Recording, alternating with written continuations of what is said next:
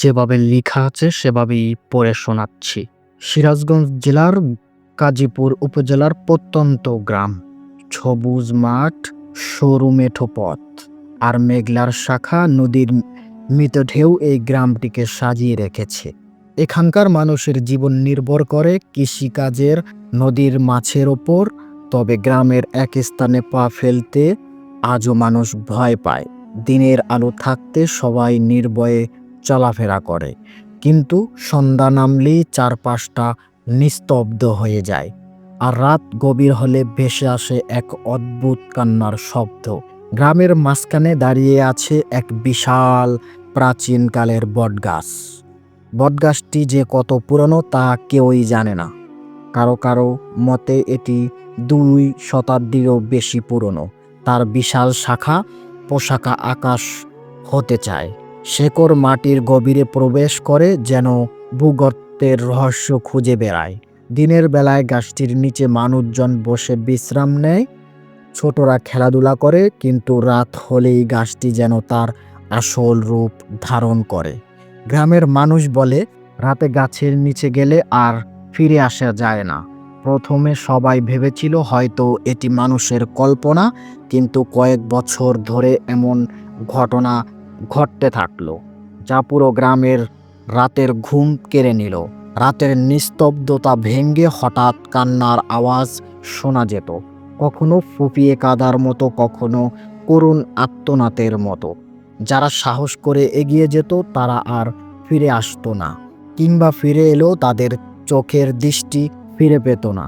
এক সময় গ্রামের ধনী ব্যক্তি হাজী সাহেব ঘোষণা দিলেন, এটা নিছক অলৌকিক গল্প, অথবা ভয় পাওয়ার কিছুই নেই। গাছের শেকড় আশেপাশের ফসল নষ্ট করেছে, এটা কেটে ফেলতে হবে।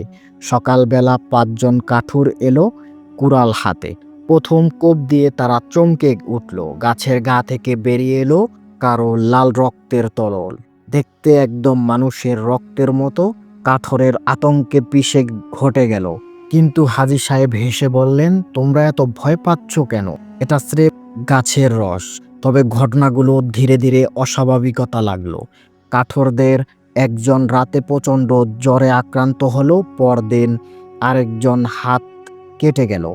যদিও সে খুব সাবধানে কাজ করছিল, 3য় দিন তারা যা দেখলো তাতে তাদের শরীর ঠান্ডা হয়ে গেল।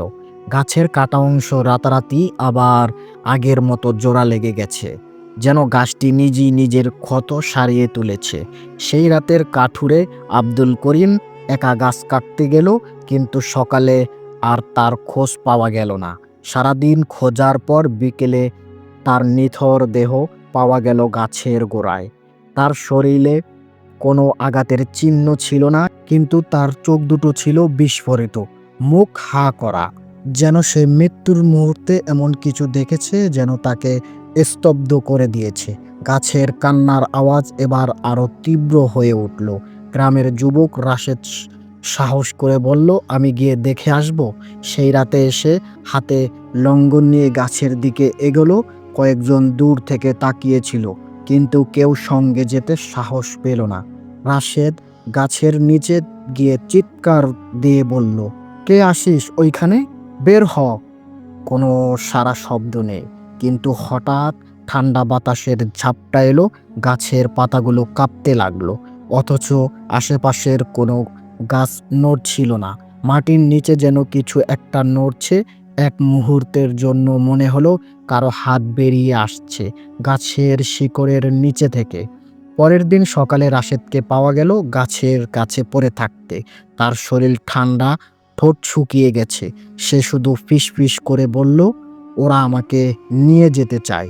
এরপর থেকে সে আর স্বাভাবিক হয়নি। 1 সপ্তাহ পর ঘুমের মধ্যে সে মারা যায়। গ্রামের প্রবীণ ফকির সাহেব বললেন, এই গাছ শুধু গাছ নয়, এটি একটি ভয়ঙ্কর ইতিহাস বহন করে। বহু বছর আগে এখানে কিছু একটা ঘটেছিল, যার প্রদীপ দুনিয়া যা শোনা যায়। সেই রাতে কয়েকজন যুবক ও ফকির মিলে গাছের নিচে গেল। ফকির কিছু একটা খুঁজতে লাগলেন। হঠাৎ প্রবল বাতাস বইতে লাগলো। গাছের চারপাশে এক অদ্ভুত পরিবেশ সৃষ্টি হলো। তারা দেখতে পেল গাছের গায়ে কালো দাগ রয়েছে, যা দূর থেকে দেখতে মানুষের হাতের ছাপের মতো।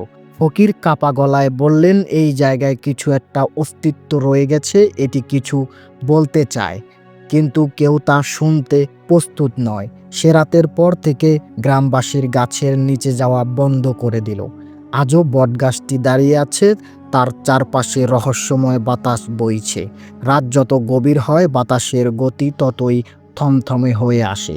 গ্রামের মাঝখানে দাঁড়িয়ে থাকা সেই প্রাচীন বটগাছ যেন অন্ধকারের ভিতরে আরও রহস্যময় হয়ে ওঠে। চারদিকে নিস্তব্ধ, শুধু মাঝে মাঝে শিয়ালের ডাক আর ঝিঝি পোকার শব্দ শোনা যায়। কিন্তু রাত গভীর হলেই সেই এক ভয়ঙ্কর শব্দ ভেসে আসে, একটা চাপা কান্না যা শুনলে শরীরের হিম হয়ে আসে। প্রথমে মনে হয় যেন কোনো শিশু ফুঁপিয়ে কাঁদছে, সেই কান্না করুণ, যেন কেউ হারিয়ে গেছে, সাহায্য চাইছে। কিন্তু সময় যত বাড়তে থাকে সেই কান্নার আওয়াজ বদলে যেতে থাকে। ফিসফিসানিয়ে গভীর শ্বাসের শব্দ, অদ্ভুত শুনানি, সব মিলিয়ে এমন এক পরিবেশ তৈরি হয় যা সহজে বর্ণনা করা সম্ভব নয়। অনেকেই কৌতূহলবশত গাছের কাছাকাছি গিয়ে সেই কান্নার উৎস খোঁজার চেষ্টা করেছে, কিন্তু তারা যা দেখেছে তার কাউকেই বলতে পারেনি। কিন্তু কি সেই ইতিহাস? এক বৃদ্ধা একদিন ফিসফিস করে বলেছিলেন, অনেক অনেক বছর আগে এই জায়গায় এক পাশাগু জমিদার বউ মানুষকে হত্যা করেছিল। তারা মুক্তি প্রার্থনা করেছিল, কিন্তু কেউ তাদেরকে সাহায্য করেনি। সে আর্তনাদ আজও বাতাসে ভেসে বেড়ায়। সত্যি কি তাই, নাকি এই গাছের শেকড়ের নিচে লুকিয়ে আছে আরো ভয়ঙ্কর কিছু?